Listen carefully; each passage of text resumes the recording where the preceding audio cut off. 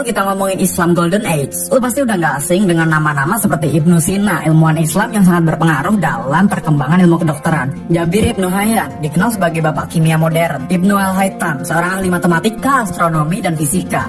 Kemudian ada Al-Zahrawi, tokoh Islam asal Spanyol yang dikenal sebagai bapak bedah modern. Tokoh-tokoh tersebut adalah ilmuwan muslim yang sangat berpengaruh dalam perkembangan sains modern. Mereka sangat dihormati, mereka sangat dihargai atas karya-karya dan penemuannya. Fakta bahwa banyak tokoh muslim terdahulu yang sangat pandai dalam bidang sains, ini tuh menimbulkan satu pertanyaan besar. Kenapa muslim zaman sekarang gak bisa melebihi atau minimal sejajar dengan mereka? Atau simpelnya, kenapa muslim sekarang justru sangat tertinggal di bidang ilmu pengetahuan? Padahal, dengan pesatnya perkembangan zaman dan majunya teknologi, harusnya peradaban Islam bisa lebih maju dari para pendahulunya. Tapi kenapa yang terjadi saat ini malah kebalikannya? Peradaban Islam justru tertinggal jauh dari peradaban yang lain. Kita sebagai orang muslim malah gak bisa berkutik dan sangat bergantung pada teknologi-teknologi barat. Teknologi-teknologi ini tuh dicap dengan sebutan buatan kafir. Nah, karena gue lagi butuh duit buat beli Yaris Cross, di video kali ini kita bakal bahas agama lagi. Karena kalau kata orang-orang nih ya, jualan yang paling laris di Indonesia tuh ya jualan agama. Katanya sih gitu, katanya. So, mari kita diskusiin bareng-bareng. Kita cari tahu kenapa peradaban Islam sangat tertinggal, bahkan terbelakang. Simak sampai habis dan di akhir video nanti, coba tulis pendapat lo di kolom komentar. Kalau kita lihat sejarahnya, zaman keemasan Islam itu terjadi di era dinasti Abbasiyah pada tahun 750 sampai 1517-an. Pada era ini, umat Islam banyak melahirkan ilmuwan-ilmuwan yang sangat berpengaruh terhadap kemajuan teknologi dan sains dunia. Bahkan di era ini bisa dibilang peradaban Islam itu menjadi pusat keilmuan dunia. Lu bayangin betapa majunya umat Islam pada masa ini. Jadi bukan cuma prestasi-prestasi biasa, tapi menjadi pusat teknologi dan sains. Di era ini tuh ilmuwan-ilmuwan muslim sangat dihargai, sangat dimuliakan oleh pihak kerajaan. Jadi perkembangan ilmu pengetahuan bisa didorong dengan sangat cepat karena ya banyak orang yang berminat untuk jadi ilmuwan. Salah satu bukti bahwa ilmuwan sangat dihargai pada saat itu adalah didirikannya Bait Al-Hikmah. Bait Al-Hikmah ini adalah perpustakaan terbesar dalam sejarah Islam. Di perpustakaan ini terdapat kurang lebih 200.000 volume buku. Bahkan beberapa sumber menyebutkan jumlahnya mencapai 600.000 volume buku. Jadi ya dari sini udah kelihatan lah bahwa ilmu pengetahuan tuh sangat diprioritasin di zaman keemasan Islam. Tentu dengan besarnya perhatian terhadap ilmu pengetahuan, Khalifah pada saat itu sangat menghargai jasa para ilmuwan. Bahkan sekelas penerjemah aja dibayar 500 dinar per bulan. Ini tuh setara 26 jutaan kalau di zaman sekarang. Lu bayangin sebesar apa nilai tersebut kalau diterapin di zaman dulu.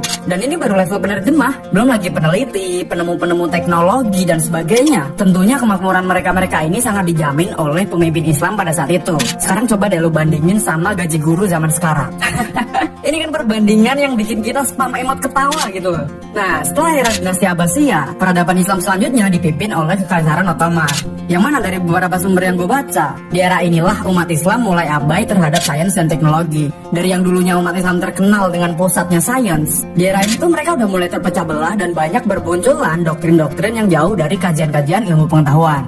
Oh ya, satu hal yang perlu tahu, sebutan ulama itu sebenarnya artinya orang yang punya ilmu pengetahuan. Jadi di zaman keemasan Islam, ulama ini selain paham ilmu agama, mereka juga punya wawasan yang luas terkait ilmu pengetahuan. Nah, pada era Kekaisaran Ottoman terjadi pemisahan nih antara ahli sains dan ahli agama. Atau gampangnya ya ilmu dunia sama ilmu akhirat dipisahin gitu. Ini tuh seolah-olah mengatakan bahwa ulama tuh yang penting ilmu agamanya, selain ilmu agama atau ilmu akhirat itu nggak penting. Yang padahal keduanya bisa berjalan sejajar untuk membangun peradaban Islam yang lebih maju. Nah, dari sinilah titik awal kemunduran Islam. Bahkan ya, gue yakin lu udah sering dengar banyak pemuka agama yang bilang bahwa haram memakai teknologi buatan kafir. Sebenarnya doktrin kayak gini tuh ya dimulainya dari era ini. Dan sialnya doktrin ini tuh susah banget hilang bahkan sampai era kita sekarang. Jadi doktrinasi kayak gini tuh dampaknya bisa kita rasain sampai detik ini. Kalau kita lihat negara-negara Islam sekarang, gak ada satupun negara Islam yang maju di bidang teknologi dan sains. Coba sebutin deh, lu mau bilang Turki. Bahkan kalau dibandingin negara Eropa yang lain, Turki tuh biasa-biasa aja, gak ada yang spesial dari teknologi Turki. Apalagi Arab, negara Timur Tengah tuh bisa kaya karena jualan minyak. Padahal dalam Islam tuh kita diajarin bahwa kita tuh nggak boleh merusak lingkungan, kita tuh nggak boleh merusak alam. Tapi negara-negara Timur Tengah justru merusak alam dan mencemari lingkungan dengan mengeksploitasi minyak yang ada di area mereka.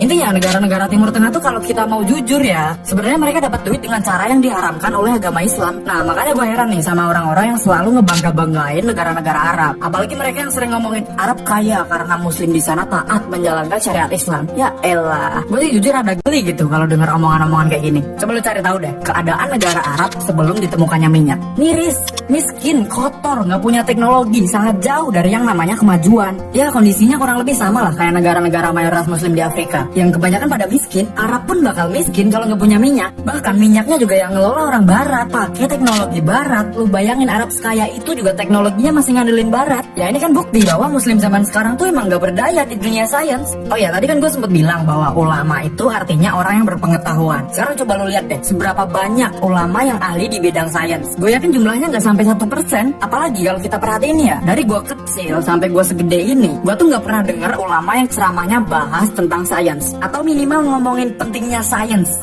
Asli sampai detik ini tuh gue nggak pernah nemu ceramah yang begituan. Jadi ceramah zaman sekarang tuh ya isinya cuma sekedar cerita sejarah. Ini haram, itu boleh, itu nggak boleh. Pas lebaran kurban kemarin juga gue yakin pasti bahasanya sejarah Nabi Ibrahim. Atau pas Isra Mi'raj juga pasti gue yakin bahasanya tentang diangkatnya Nabi Muhammad ke langit untuk menerima perintah sholat. Ya udah sekedar sejarah-sejarah doang. Ya nggak ada yang salah. Tentu mempelajari sejarah juga hal yang penting. Tapi ya gimana, masa tiap tahun gitu-gitu doang, diulang-ulang doang. Bahkan ya gue yang bukan ahli agama juga bisa kalau disuruh ceramah di masjid ngomongin sejarah. Ya bukan bermaksud untuk merendahkan, tapi gue yakin kalau sekedar nyeritain sejarah, Nessie atau Aurel tuh lebih jago.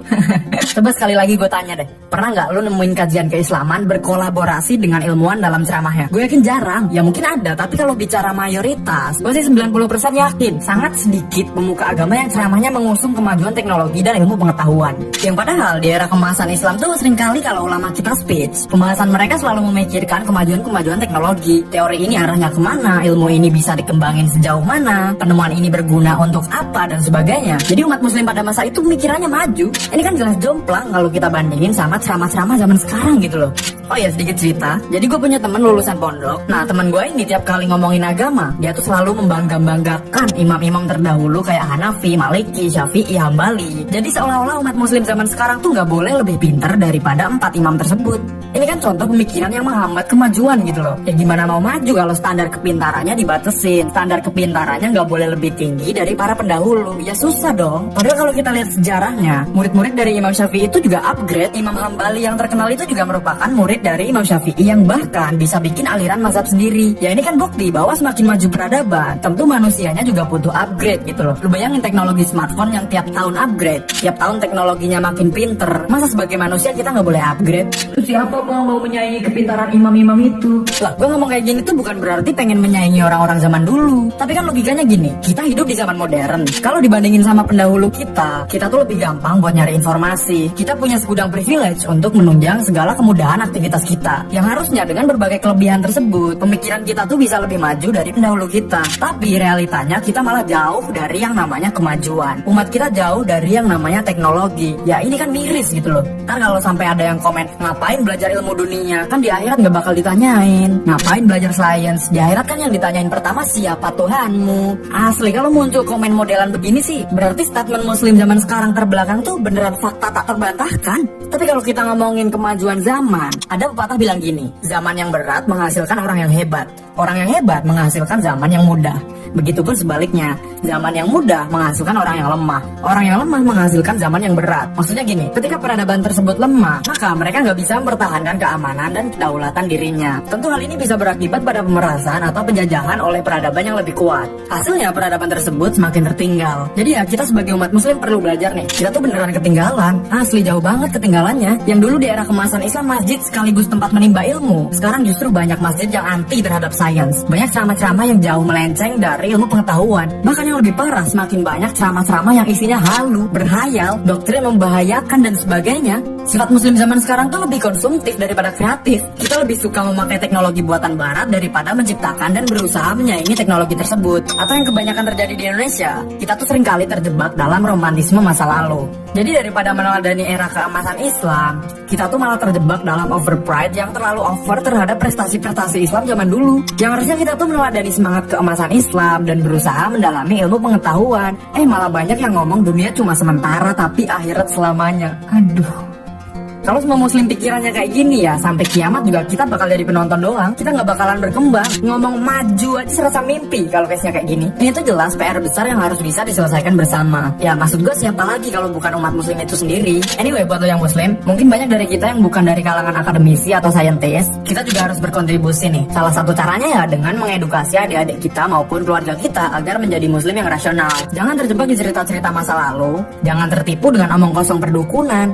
Jangan tertipu dengan doktrin-doktrin keagamaan yang jauh dari ilmu pengetahuan. Apalagi kita punya Al-Quran yang sebenarnya isinya nggak cuma halal haram doang. Al-Quran tuh petunjuk untuk membangun peradaban. Al-Quran tuh harusnya bisa membawa kemajuan apabila dipelajari dan ditafsirkan dengan sebenar-benarnya. Beneran sepowerful itu Al-Quran kalau dipahami dengan benar. Yang jadi masalah kan kadang masih ada aja nih oknum yang menyalahgunakan ayat-ayat Al-Quran untuk kepentingan pribadinya. Ya jelas dong, hal kayak gini tuh sangat merugikan bagi umat Islam itu sendiri. Jadi buat kita yang ngerasa udah sibuk sama kerjaan, atau kita yang udah melewatkan masa-masa belajar, masa-masa perkuliahan, minimal kita harus mulai arahin nih adik-adik kita yang punya potensi untuk menjadi ilmuwan di masa depan, agar bisa membawa kemajuan yang signifikan untuk peradaban Islam kita. Ya mungkin sampai sini dulu. Gimana pendapat lo terkait pembahasan kali ini? Kalau ada yang mau nambahin silakan, atau ada yang mau ngoreksi juga silakan. Coba tulis pendapat lo.